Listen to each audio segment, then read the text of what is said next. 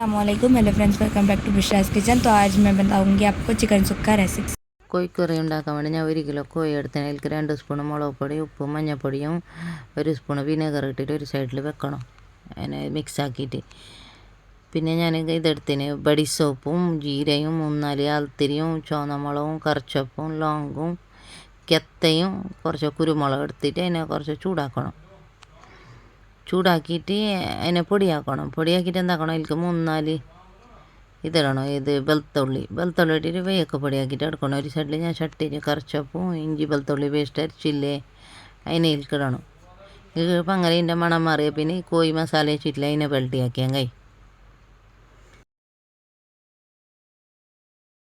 ഇതിനെ വെള്ളത്തിയാക്കിയ പിന്നെ ഒരു സൈഡിൽ ഇതിനെ ഫിൽറ്റർ മിക്സ് ആക്കിയിട്ട് വെക്കണം.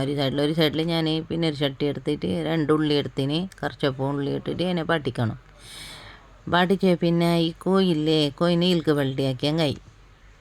വെള്ളത്തിയാക്കിയിട്ട് ഒരു തമ്പട്ടിട്ടാൽ പിന്നെ മിക്സ് ആക്കിയിട്ട് മൂടിയിട്ട് വെക്കണം.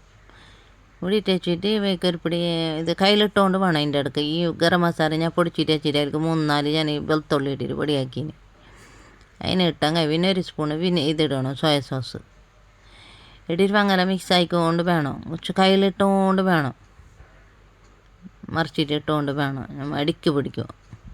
അല്ലെങ്കിൽ വെള്ളം ഒഴിക്കണമെന്നില്ല. എന്താ കോയിൻ്റെ വെള്ളയുണ്ട് പിന്നെ ഉള്ളിൻ്റെ വെള്ളയുണ്ടല്ലോ. അങ്ങനെ